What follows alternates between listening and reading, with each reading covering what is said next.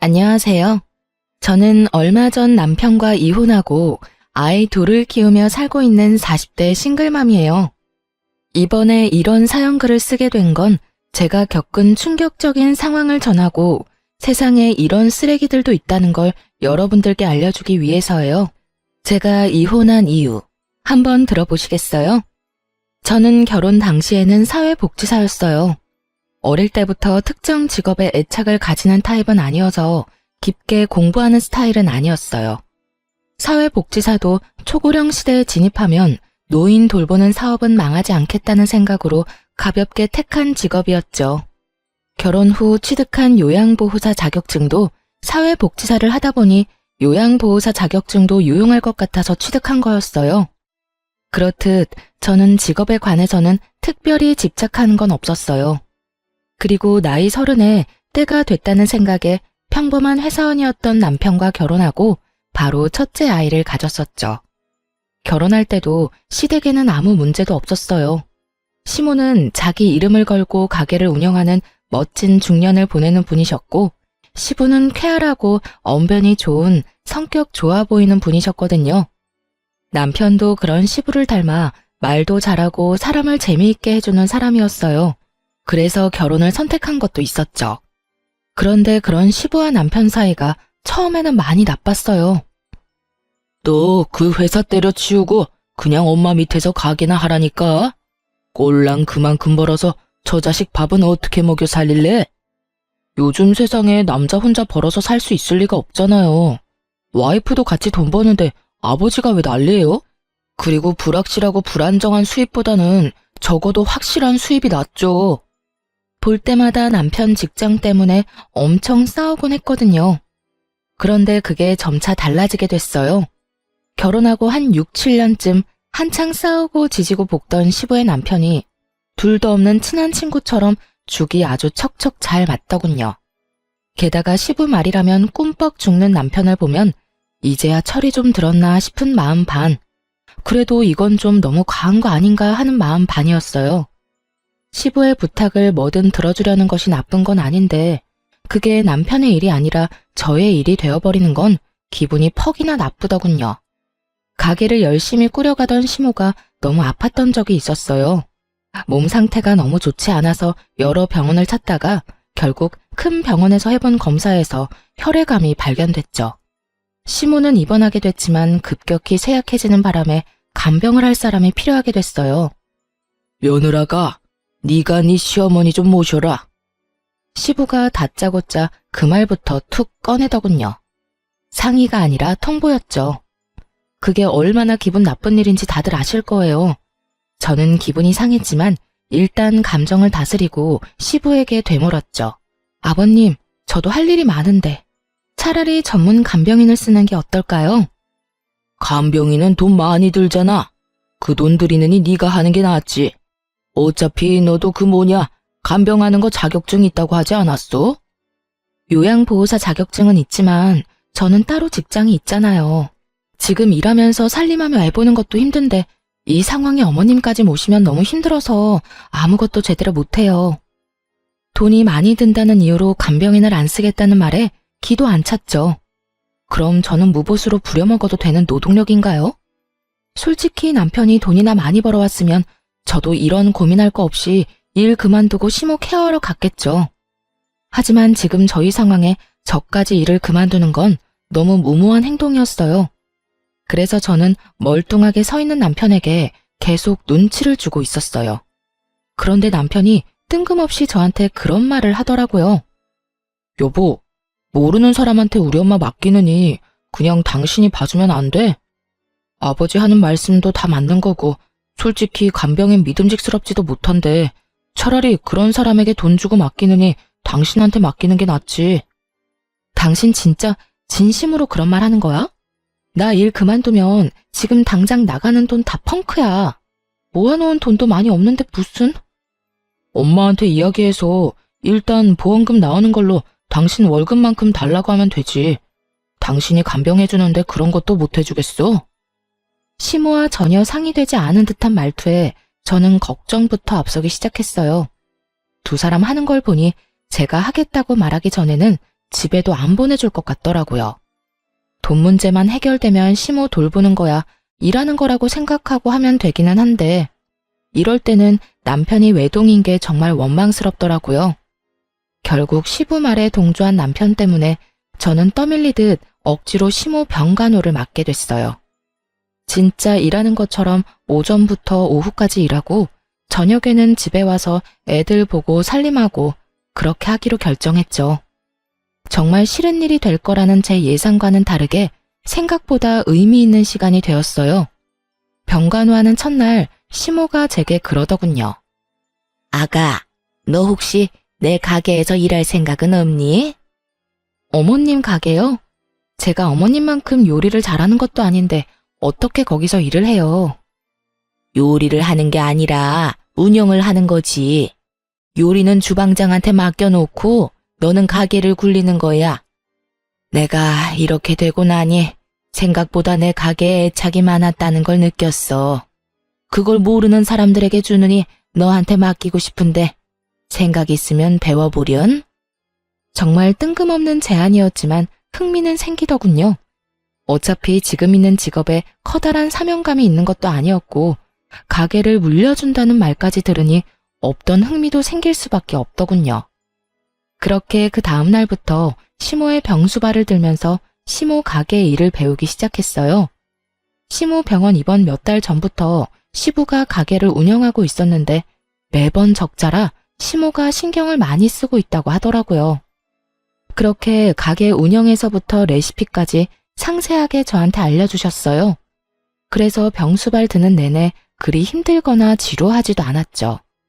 그렇게 시간이 지나고 시모의 이식 날짜가 잡혔어요. 조혈모 세포 이식이었는데 천운인지 이식센터에 시모와 맞는 공여자의 골수가 있었던 거죠. 그렇게 날짜가 잡히니 시모가 제게 그러더군요. 수술하는 도중에 내가 어떻게 될지 모르니까 가게 명의부터 너한테 옮기는 작업부터 하자.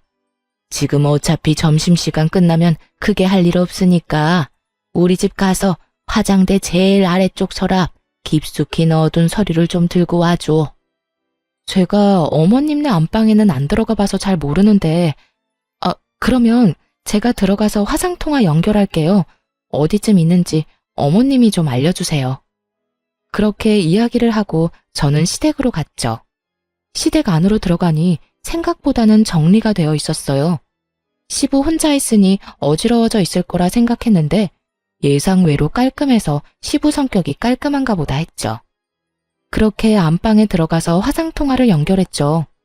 시모가 알려준 대로 화장대를 열고 서류를 꺼내려고 보니 여러 서류가 있더라고요. 영상통화로는 질이 좋지 않아 제대로 찍히지 않아서 제가 전화를 끊고 서류를 전부 화장대에 올려놓은 채 하나씩 찍어 시모에게 보냈어요. 그런데 시모가 다시 전화가 왔더라고요. 예, 잠깐만 그 화장대 위에 있는 화장품 사진 좀 찍어서 보내줄래? 네, 잠시만요. 저는 화장대에 있는 색조 화장품과 기초 화장품을 모두 찍어 시모에게 전송했어요. 시모가 그걸 본 것인지 저한테 그러더군요. 그거 내가 쓰는 립스틱이 아닌데 혹시 네 거니? 순간 가슴이 철렁 내려앉았어요. 시모가 모르는 립스틱이 화장대에 있다는 사실이 무엇을 말하는 건지 바로 감이 왔거든요. 제 거 아니에요.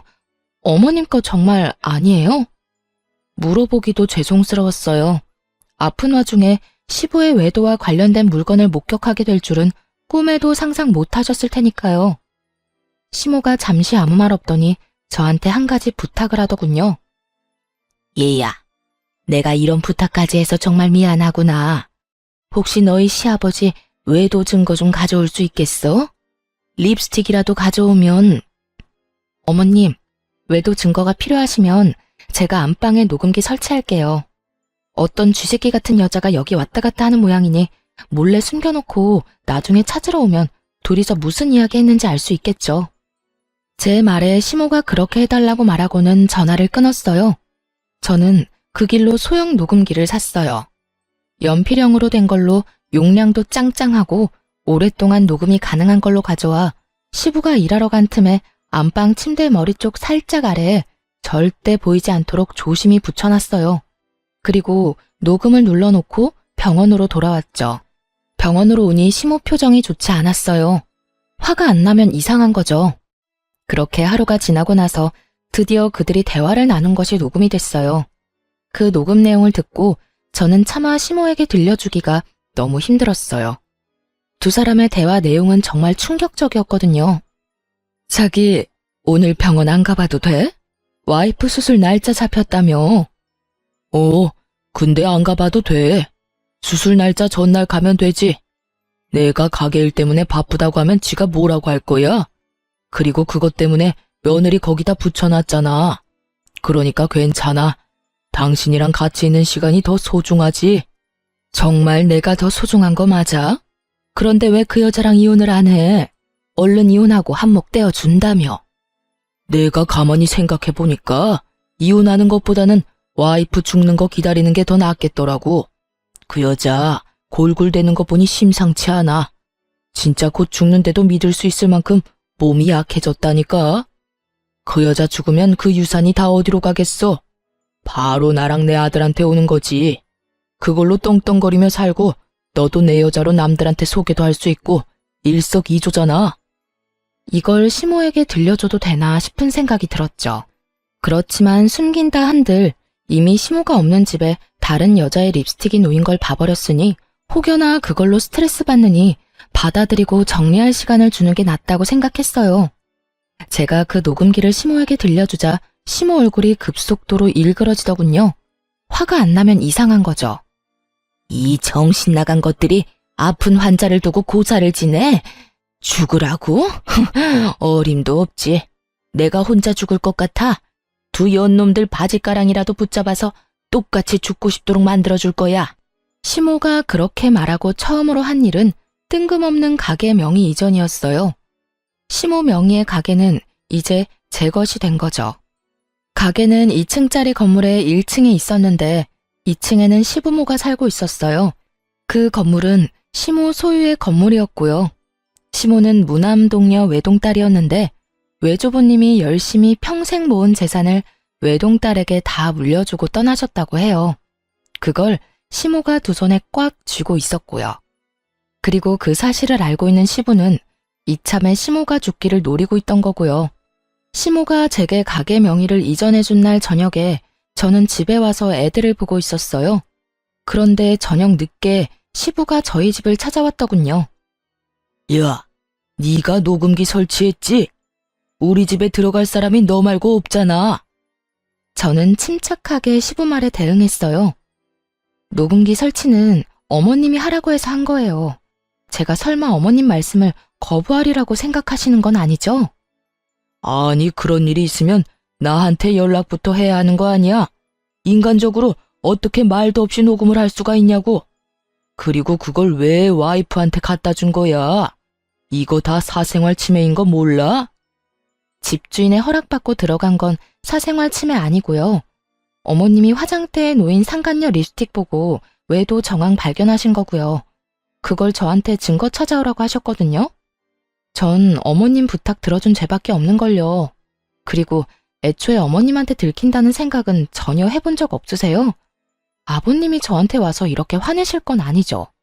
그거야말로 누워서 자기 얼굴에 침 뱉는 거랑 다른 게 없는데 외도를 하신 것도 잘못을 하신 것도 전부 아버님이고 저는 어머님 말씀 다 들어드린 죄밖에 없으니 저한테 뭐라 하지 마시고 어머님한테 직접 이야기하세요. 또 가게 하나 받았다고 지금 기세등등한가 본데 그게 언제까지 갈 줄 알고 나한테 뻣뻣하게 굴어? 내가 시어머니 잘 돌보랬지 언제 스파이짓 하라고 했냐? 어? 가만 보니 스파이짓 해주고 가게 받았구만. 맞지? 어머님이 그 립스틱 발견하기 전에 시댁에 가서 가져오라는 게 등기부등본이었거든요. 그것 때문에 집에 들어갔다가 립스틱 발견한 거고요. 그리고 애초에 어머님 수발 들도록 시킨 것도 아버님이시잖아요. 그리고 가게 때문에 기세등등한 것도 아니고요. 아버님이 잘못했는데 여기 와서 화풀이 하시니 제가 드리는 말씀이잖아요. 제발 애먼데 성질 부리지 마세요. 시부가 씩씩대며 뭐라 하고 싶은 모양이었지만 그걸로 화내봤자 자기만 나쁜 놈인 거잖아요. 그러니까 왜 외도를 해서 이런 일을 만드냐고요. 결국 한마디도 지지 않는 저를 보며 진절머리가 난다는 듯 고개를 절레절레 흔들고는 나가면서 그러더군요. 너 언제까지 그렇게 기세등등한지 내가 지켜본다. 내가 말하는데 너 조만간 그 얼굴 다 벗겨질 거야. 네 주위에 무슨 일이 벌어지고 있는지도 모르는가 본데 너야말로 큰 코 다칠 거라고. 그때가 돼서도 그렇게 당당할 수 있는지 보자. 씩씩대며 그 말을 던져놓고 나가더군요. 그게 무슨 의미인지도 몰랐지만 일단 시부가 떠났다는 것만으로도 안도했어요. 그런데 그날 저녁 남편이 야근 때문에 뒤늦게 들어와서는 다짜고짜 저한테 화를 내더군요. 당신 왜 엄마랑 아빠 사이에 껴서 이런 일을 벌여? 지금 당신이 나한테 화를 낼 상황이야? 나를 위로해줘야지. 무슨 일인지 나한테 물어보고 내가 얼마나 놀랐는지 자기는 알고 지금 나한테 화내는 거야? 대충 아버지한테 들었어. 그러게 왜 중간에서 그런 일을 했냐고. 난 어머님이 시키는 대로 했을 뿐이야. 어머님이 이미 외도 정황 발견했고 그걸 확인하고 싶어 하는데 그러면 어떡해? 당신 같으면 어머님 앞에서 그냥 덮어놓고 사시죠 하고 말할 수 있겠어? 남이면 그럴 수 있지. 그런데 며느리 자식이 그런 말하면 어머님 심정이 어떻겠냐고. 몸 성한 사람도 분노를 주체하지 못할 일을 아픈 분이 겪고 있잖아. 그럼 내가 시키는 대로라도 해야 할 거 아니야. 그러면 최소한 아버지한테 물어는 봤어야지. 두 분 사이 틀어놓는 게 네 일은 아니잖아. 관계는 이미 아버님이 바람 피울 때부터 틀어진 거 아니야? 당신 근데 묘하게 아버님 편만 드네? 아무리 아버님이랑 친해도 이건 좀 아닌 거 아니야? 당신 어머님이야. 내 어머니가 아닌데도 나는 이렇게 화가 나는데 어떻게 당신은 그렇게 냉정해? 그럼 그 상황에서 내가 어머님을 속였어야 했어? 진짜 그게 맞는 일이냐고. 아니, 내 말은 그냥 끼어들지 말았어야 했다는 거지. 그런 일 있으면 나한테 이야기를 하던가. 그때는 그런 생각이 안 들었는데 지금은 당신한테 말 안 한 게 다행이라는 생각이 드네. 당신한테 말했으면 아버님한테 다 이야기했을 거 아니야. 그러면 아버님 외도 증거 사라지고 어머님만 억울했겠지. 너는 그 녹음기에 무슨 내용이 들어있는지 듣기는 했어? 얼마나 더럽고 천박한 이야기들이 들어있었는데. 들었어, 다 들었어. 근데 그게 뭐?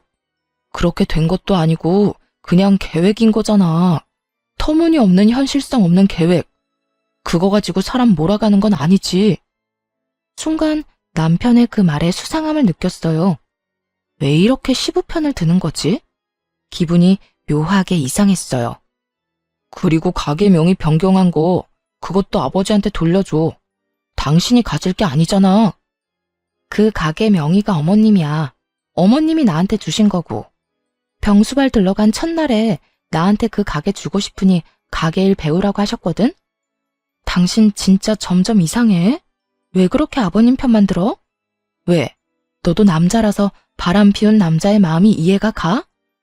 제가 그렇게 추궁하자 남편이 눈에 띄게 당황하더니 갑자기 옷방으로 들어가 버리더군요. 그런 거 아니야. 그냥 아버지한테 말 전해 들으니 상황이 딱해 보여서 그렇지. 그런 거 아니라고. 너무너무 수상한 남편 모습에 결국 저는 흥신소에 남편 뒷조사를 의뢰했어요. 그리고 남편이 좀 더 자유롭게 무슨 일이든 저지르기 쉽게 만들어줬어요. 아이들을 친정에 맡기고 저는 시무병원에서 당분간 지내겠다고 말했죠. 시부가 다시 찾아올까봐 무서우니 시모 곁에 있겠다고요. 그랬더니 남편은 별말 없더군요. 사람을 붙여놓고 난 뒤에 아침마다 남편의 행선지에 대해 물었어요. 평일은 거의 대부분 남편 행선지와 조사한 사람의 행선지가 같더군요. 다른 사람을 만나는 것 같지도 않고요. 그런데 주말에 시부와 낚시를 가겠다고 하더군요. 그래서 시부에게도 전화해서 물어봤어요. 이번 주 주말에 병원 오실 거냐고요. 둘이 싸운 게 있어서 상냥한 말투는 아니었지만 시부가 이번 주에는 남편과 낚시를 갈 거라고 하더라고요. 평소에도 둘이 이렇게 자주 낚시를 하러 갔기 때문에 처음에는 별 생각 없었어요. 하지만 그 다음날 조사 직원이 보내온 내용은 그들의 말과는 정반대였어요. 남편이 낚시를 간 것이 아니라 여자와 여행을 갔더라고요. 제가 없는 틈을 타 멀리 물 좋고 바람 좋은 곳으로 내연녀와 여행을 떠났더군요. 마누라는 자기 어머니 병수발 들도록 만들어두고 말이죠. 둘이서 팔짱 끼고 뺨에 뽀뽀하는 사진이 수십 장이나 찍혀 있는 걸 보고 제 속도 부글부글 끓었어요. 알고 보니 시부도 그날 상간녀를 만난 모양이더라고요. 서로가 서로의 외도를 숨겨주고 있었던 거죠. 그렇게 서로의 마누라를 속이고 부자가 똑같이 상간녀와 놀아났다고 생각하니 머리 끝까지 화가 났어요. 저는 참지 못하고 시모에게 달려가 울었어요. 왜 그러니? 왜 이렇게 울어? 무슨 일이 있었어? 시모의 목소리를 들으니 눈물이 왈칵 더 나오더군요. 한참 흐느끼던 저를 토닥이던 시모에게 제가 하소연하듯 말했죠. 어머님, 어쩜 좋아요? 그 사람도 바람 피는 것 같아요. 제 말에 시모의 토닥거림이 멈췄어요. 제가 고개를 들어 시모를 보니 시모 표정이 울상이 되어 있더군요. 이게 대체 다 무슨 일이니? 넌 그걸 어떻게 알았어? 얼마 전에 아버님이 오셔서 저한테 화내신 적이 있거든요. 그런데 남편이 아버님한테 무슨 이야기를 들었는지 아버님 편들면서 저한테 화를 내더라고요. 제가 거기에 끼이면 안 됐었다면서 저를 탓하더라고요. 그러면서 가게 명의도 아버님한테 돌려주라고. 주말에 아버님이랑 낚시를 간다고 했어요. 아버님도 남편이랑 낚시 간다고 했고요. 그런데 알고 보니까 두 사람이 만나지도 않았고 서로 각자 내연녀를 만나고 있더라고요. 두 사람이 어머님이랑 저를 둘 다 속이고 있었어요. 어머님한테는 죄송한 말이지만 정말로 이혼하고 싶어요. 그 사람이랑 같이 살맛대고 살고 싶지가 않아요.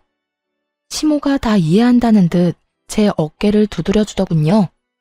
나와 너를 여기에 처박아 두고 자기들끼리 아주 신이 났구나. 부전자전이라더니.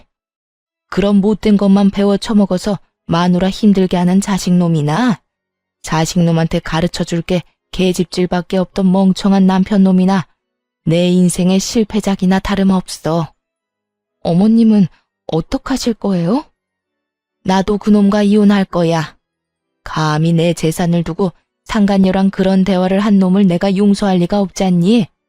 다만 지금이 아닌 거지. 그렇게 시모와 이야기를 나누고 병원에서 나오는데 병원 입구 쪽에서 시부가 기다리고 있더군요. 이야기 좀 하자. 저는 드릴 말씀이 없는데요. 내가 할 말이 있어.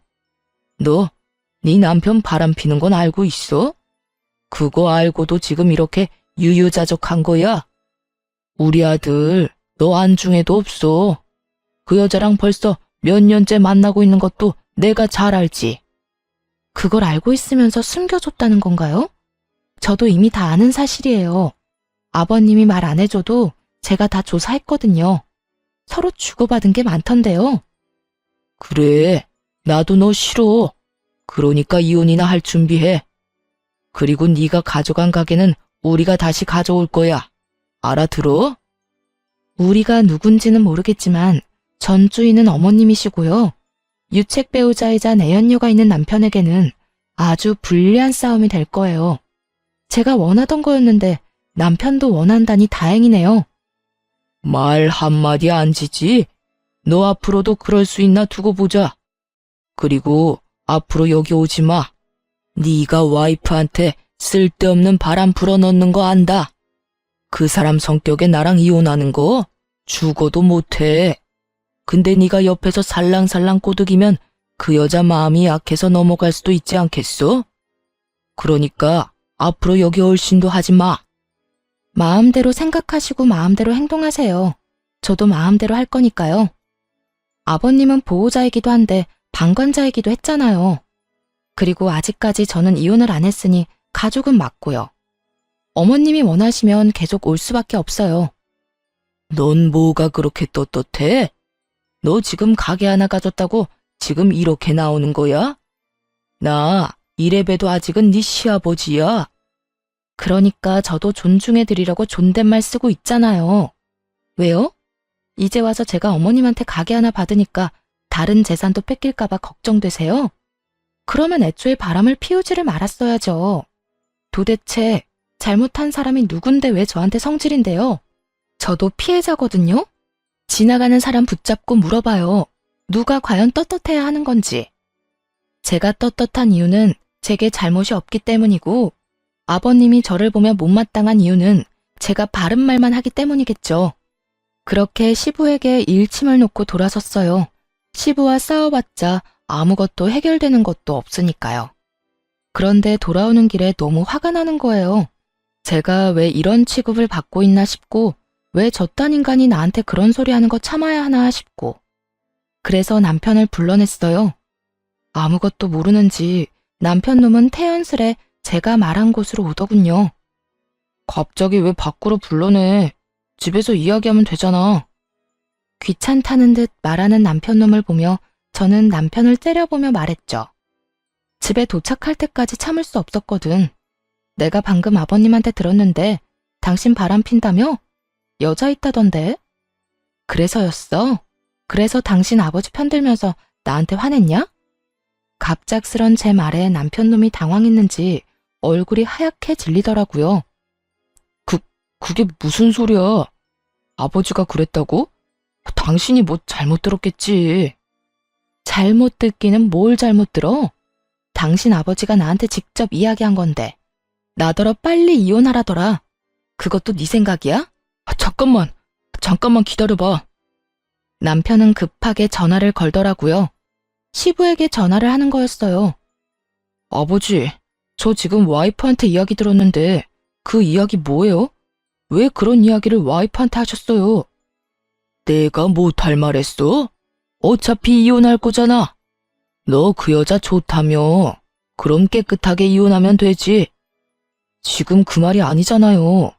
그거 말 안 하기로 해서 저도 아버지 변호해드린 건데 이렇게 제 뒤통수를 치는 거예요? 뒤통수? 네 마누라가 내 뒤통수 친 건 생각 안 해? 근데 어떡하냐? 내가 말하기도 전에 미리 알았다는데. 그럼 내 탓은 아니지. 네가 치밀하지 못했던 거지. 시부 말에 남편이 화나서 쏘아붙이는데 저는 그런 남편 전화를 뺏어서 끊어버렸어요. 이게 무슨 짓이야? 당신 왜 엄한 데다 전화해서 화내고 있어? 지금 당신은 당신 아버지한테 화낼 게 아니라 나한테 변명이라도 해야지. 나 다 아는 거 맞아. 너랑 너희 아버지 그렇게 친한 척 들러붙은 거 일부러 나랑 어머님한테 알리바이 만들려고 그런 거잖아. 내 연녀 편하게 만나려고. 제 말에 남편 얼굴이 새파랗게 질려서 제게 변명을 하더군요. 여보, 이거 다 아버지 때문이야. 아버지가 엄마 재산 자기한테 안 올 것 같으니까 나까지 끌고 가려는 거라고. 나 진짜 그 여자 몇 번 안 만났어. 거짓말하네. 내가 모를 줄 알아?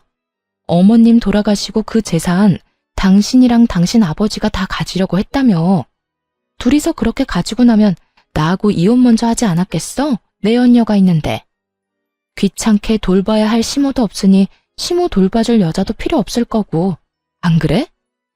그런 거 아니야. 당신이 오해하는 거야. 오해 같은 소리하고 자빠졌네. 바람은 네가 폈는데 왜 당신 아버지를 걸고 넘어지냐고. 넌 네가 바람 핀 거에 대해서는 할 말 없어? 그래, 바람을 그냥 폈을 리가 없지. 이혼 생각하고서 피는 게 바람이겠지. 좋아, 당신 원하는 대로 이혼하자. 나도 더 이상 더러워서 못 해먹겠어. 정말 말 그대로 네가 더러우니까. 야, 무슨 말을 그렇게 해? 그리고 난 너랑 이혼할 생각 없어. 우리가 왜 헤어져? 당신이 우리 엄마 가게 가져갔잖아. 엄마 재산 받아놓고 지금 먹튀하려는 거야? 그거 알아? 네가 조강지쳐 두고 바람 피운 천하의 나쁜 놈이라는 걸 당신 어머니도 아셔. 내가 다 말했거든. 어머님이 바로 얼마 전에 나랑 비슷한 일을 당해서 그런지 모르겠지만 내가 하려는 일 다 이해해 주신다네? 그러면 내가 꺼리낄 게 뭐가 있어. 그리고 어머님이랑 나 가족관계 종료하고 고용관계 하기로 했어. 어머님이 고용하는 요양보호사로. 어머님이 월급 줄 테니 이혼하면 해달라고 하시더라. 그게 무슨 소리야? 나랑 이혼하면 너는 우리 집 일에 끼면 안 되지. 그럼 네가 어머님 설득해봐. 근데 어쩌냐? 어머님 화 많이 나셨던데. 부전자전이라는 말 쓰시면서 화가 나서 악에 받쳐서 이야기하시던데 너 그거 감당은 할 수 있겠어? 그제서야 남편 얼굴에 당황한 표정이 떠올랐어요. 생각보다 저와 시모 관계가 견고해서 놀란 것 같더라고요. 그렇지만 그게 다 자기가 뿌린 씨앗인 걸 왜 모르는 걸까요? 내가 아들인데, 내가 아들이니까 내 말을 더 들어주시겠지. 마음대로 생각해. 근데 난 말이야. 내가 그렇게 죽을 병 걸려서 아픈데 병원에 한 번 찾아와 보지도 않고 며느리만 덜렁 보내놓고 지는 다른 여자 만나느라 바빴다면, 그것도 나를 배신한 남편과 한통속이었다면 그것만으로 용서 못할 것 같은데? 아무리 자식이라도 말이야. 이건 거의 엄마 등에 칼 꽂는 수준 아니야? 아버지 불륜 말려도 모자랄 시간에 그런 아버지랑 똑같이 불륜 저지른 자식이 곱게 보일 리가 있겠나 모르겠네. 그제야 자기 처지를 생각해낸 남편놈 눈알이 불안하게 떨리더군요. 그리고 그 다음 날부터 웃기지도 않는 연극 한 편이 시모의 병실에서 펼쳐졌죠. 남편이 시모를 찾아와 용서를 구하며 병간호를 하며 착한 아들 노릇을 하더군요. 근데 그거 아시나요? 간병도 해본 사람이 잘해요. 모르면 매번 환자에게 물어봐야 하고 의료진에게 계속 물어봐야 하거든요. 그런데 아무것도 모르는 놈이 간병하겠다고 설치니 환자인 시모가 더 속 시끄러울 수밖에 없었죠. 게다가 아들을 향한 그 냉정한 표정은 저도 상상 못할 만큼 차가웠거든요. 여태 안 찾아오다가 무슨 바람이 불어서 여기까지 와서 안 하던 짓을 해? 난 너한테 간병받기 싫다. 어머니, 지금까지 찾아와 보지 못해 죄송해요. 그래도 제가 안 오고 싶어서 안 온 게 아니라 일이 좀 바빴거든요. 그래서 계속 못 온 거예요. 그래? 난 또 네가 네 아버지랑 쌍으로 바람이 나서 상간녀들 만나느라 안 오는 줄 알았지. 시모 말 한마디 한마디에 비수가 섞여 있으니 남편 놈도 말을 조심스럽게 하더라고요. 어머니, 그런 거 아니에요. 그 여자는 진짜 별거 아닌 사이고 진짜 잠깐의 일탈이었어요. 아버지랑 저는 달라요, 어머니. 다르기는 뭐가 달라? 네가 네 아버지 바람피는 걸 묵인하고 허용한 것도 모자라서 똑같은 짓을 저지르고 있었으면서. 네가 양심이 있으면 여기 와서 그딴 말은 하지 말았어야지. 나보다 네 마누라한테 먼저 용서를 구했어야지. 네가 왜 나한테 잘해줘? 이제 와서 왜? 너도 나한테 바라는 거 있어? 그런 거 없어요. 어머니, 제발 제 진심을 오해하지 마세요. 오해는 무슨 얼어 죽을 오해? 그게 진심이라고? 그딴 게 진심이면 세상의 진심은 다 죽었겠구나. 내가 네 아버지 때문에 얼마나 힘든지 알면서도 끝까지 나한테 먼저 이야기 안 했어. 그게 괘씸한 거야, 이 망할 놈아. 결국은 시모가 화를 내며 남편 놈을 쫓아내버렸어요. 그러자 그 뒤로 시부와 남편 놈이 번갈아가며 시모 병실을 찾아와 시모에게 용서를 빌었어요. 여보, 미안해. 내가 진짜 그때는 귀신에 씌었나 봐. 제정신이 아니었다고. 그 여자 정리할 테니까 그러니까 이혼만은 제발, 응? 그리고 이 나이에 무슨 이혼이야. 그냥 살아. 내가 평생 당신한테 속죄하면서 살게. 어머니, 저는 진짜 아버지 꿰매 빠진 것 뿐이라고요. 어머니를 괴롭히렸던 것도 아니었고 그냥 그런 상황이 돼서 어쩔 수 없이 그런 건데 아버지만큼 제가 잘못한 건 아니잖아요. 그런 개소리들을 들으며 시모는 눈 하나 깜짝 안 하더군요. 저도 간병하면서 병실 안에 있었으니 다 들렸거든요. 그리고 저는 시모 덕분에 이혼 절차를 밟을 수 있었어요. 저희 신혼집은 시모 명의였고 남편과 제 사이에 모아둔 돈도 많이 없었으니 재산 분할할 것도 그리 많지 않았죠. 하지만 남편 놈은 유책 배우자가 돼서 저에게 엄청난 위자료를 줘야 했어요. 그리고 상간녀 소송도 역시 같이 진행했죠. 바람을 핀 건 두 연놈이니까요. 상대방이 몰랐으면 또 모를까 알면서 사귀고 있는 게 분명했거든요. 그 상간녀가 남편 직장 동료였으니까요. 직장 동료들 다 불러서 결혼까지 했는데 남편이 결혼했다는 걸 모를 수가 없었으니 그 여자도 벌을 받는 게 당연하죠. 그런데 시모가 조용히 저를 불러서 이야기하더군요. 너 이혼할 때 애들 양육권이랑 친권은 무조건 가져와. 물론 가져올 생각이었고 가져왔지만 시모가 무슨 생각으로 가져가라는 말을 한지는 몰랐어요. 그런데 이혼이 법적으로 결정되고 나서야 저는 시모의 의도를 알게 됐어요. 시모가 이혼을 확인하자마자 본인의 재산을 손주들에게 증여를 해줬거든요. 가게가 있던 2층짜리 건물이랑 저희 신혼집이요.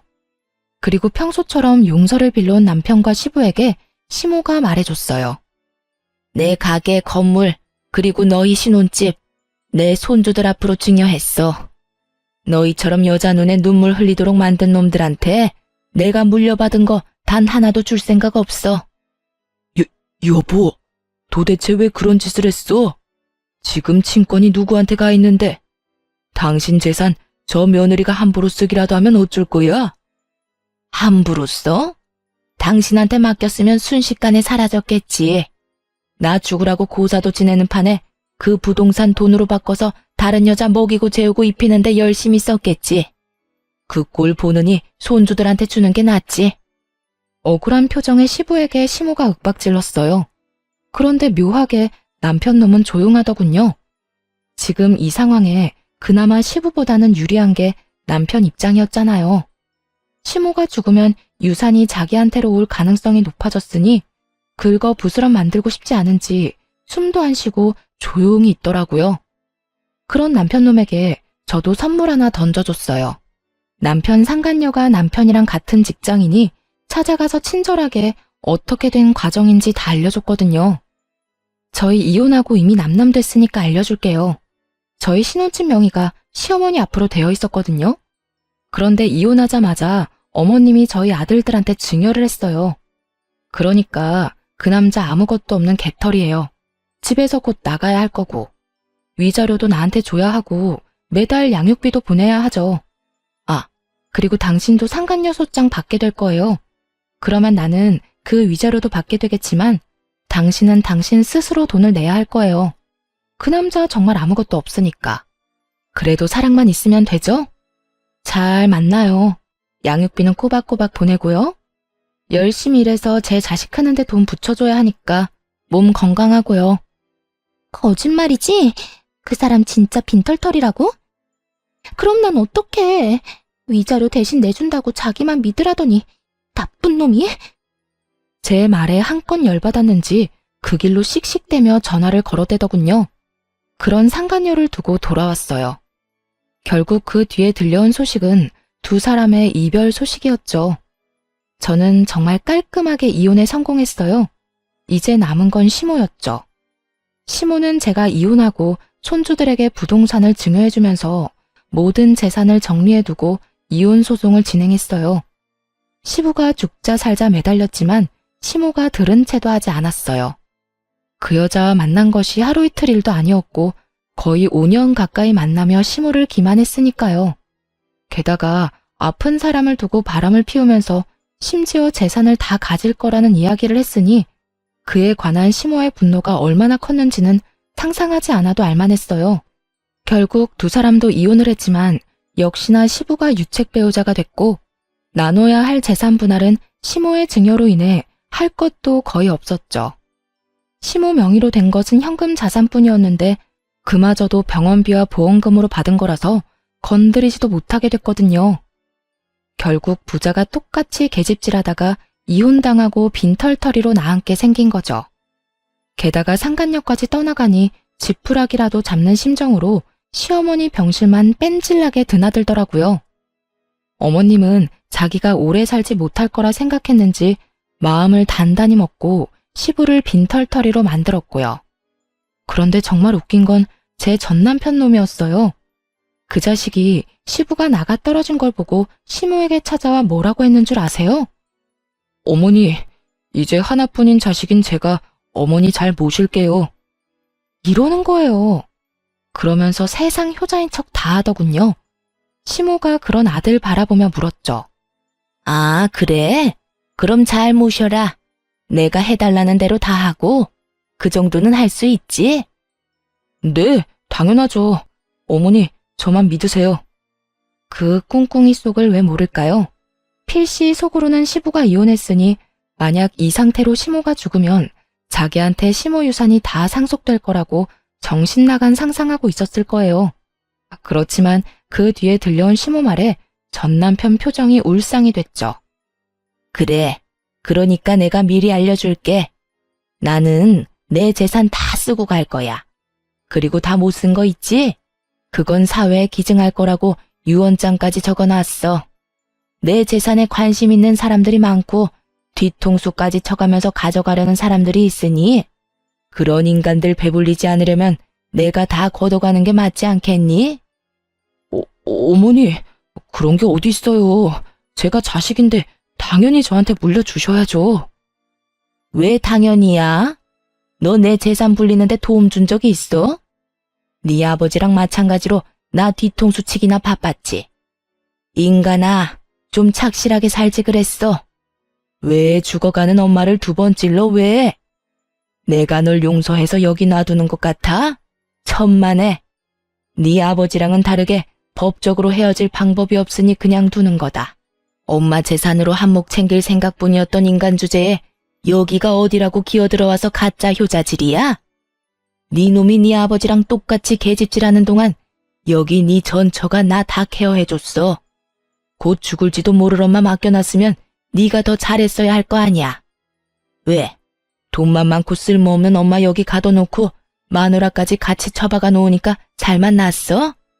그렇게 자유롭게 여자 만나니까 좋았어? 넌 네 와이프한테도 잘못했지만 나한테도 잘못한 거야. 내가 미안해서 며느리 앞에 얼굴을 못 든다고. 결국 시모에게 호통을 듣고 혼이 나가버린 전 남편은 병간호를 마치고 돌아가는 절 붙잡고 감히 애들 이야기를 꺼내더군요. 애들 잠깐 보게 해줘. 잠깐이면 돼. 이제 이혼하면 자주 못 만날 텐데 지금이라도, 어? 애들한테 무슨 헛소리 하려고. 나한테 해. 애들 앞에서 할 말 나한테 못할 게 뭐가 있는데? 그런 거 아니니까 잠시만 보게 해줘. 나도 아빠인데 애들 볼 수 있잖아. 갑자기 애들 보고 싶다고 하는 남편을 보며 뭔가 묘하게 이상한 기분이 들었는데 뭐 어쩔 수 없었죠. 애들 아빠니까요.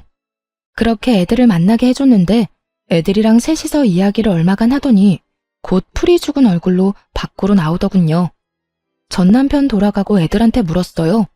그랬더니 첫째가 말해줬어요. 아빠가 우리한테 예전처럼 엄마 아빠 다 같이 살고 싶지 않냐고 묻던데 우리가 엄마한테 말하면 같이 살 수 있다고. 속으로 열불이 났어요. 이게 하다 안 되니 시모에게 재산 증여받은 아들들에게 나를 회유하라고 요구한 거였어요. 하긴 자기 딴에는 답답했겠죠. 이제 곧 신혼집에서도 떠나야 하니까. 전 남편 완전 개털이었거든요. 그래? 그래서 넌 뭐라고 했는데? 아빠는 엄마 안 좋아하는데 어떻게 같이 사냐고 물었어. 그랬더니 아빠가 엄마 좋아한다고 하길래 그러면 왜 엄마 놔두고 다른 아줌마랑 여행 갔냐고 물었지. 아들 이야기 듣는데 가슴이 미어지더라고요. 어른들의 이기심과 부정함을 이렇게 빨리 알게 된 것에 너무 미안한 마음뿐이었어요. 그랬더니 아빠가 다 실수라고 하면서 우리들 사랑한다고 이야기하더라고. 근데 아빠 우리 사랑한 적 없잖아. 같이 놀아준 적도 없고. 그런데 사랑한다는 말을 어떻게 믿냐고. 그건 그냥 그 아줌마한테 하고 싶은 말 아니냐고 했어. 그런데 아빠가 계속 아니라고 하길래 그냥 바람피는 사람 내 아빠 하면 부끄러울 것 같고 싫을 것 같다고 이야기했어. 전 남편 놈이 상처 입은 꼴로 돌아간 이유가 있긴 하더군요. 애가 이렇게까지 말하는데 아이와의 관계를 회복하는 건 어려운 일일 테니까요. 그 이야기 들으니 속이 시원하기도 하면서 한편으로는 애한테 미안한 마음이 들었어요. 그래도 이미 이혼했고 애한테 내가 더 많은 사랑을 주면 된다는 마음으로 여전히 일하며 애들 키우고 있어요. 전 남편은 집이며 재산이며 여자며 다 잃었고 결국에 시모에게까지 버림받아 월세방 살며 겨우겨우 산다고 하더군요. 번 돈으로 상간녀하고 놀러 다니며 펑펑 쓰느라 여태껏 모아놓은 돈도 없었으니 그야말로 자신이 뿌린 대로 거두고 있는 중인 거죠. 시모는 시부와 이혼 소송 중 이식수술 받고 지금은 고향에 내려가셨어요. 고향에 있으면서 요양하겠다고 하셨죠. 가끔 애들 데리고 찾아뵈는데 갈수록 건강해지시는 거 보니 스트레스 덜 받아 그런 모양인 것 같더라고요. 아픈 부위가 있다고 그걸 참고 살면 언젠가는 온몸에 그 독이 퍼져 고생만 할 뿐이란 걸 이번에 제대로 알게 됐어요. 썩은 곳은 빨리 도려내야 한다는 걸요. 지금 당장 좀 많이 아플지라도 언젠가 그 상처에는 새살이 돋을 거니까요. 쓰다 보니 글이 길어졌네요. 오늘도 모두 즐거운 하루 되시길 바랍니다.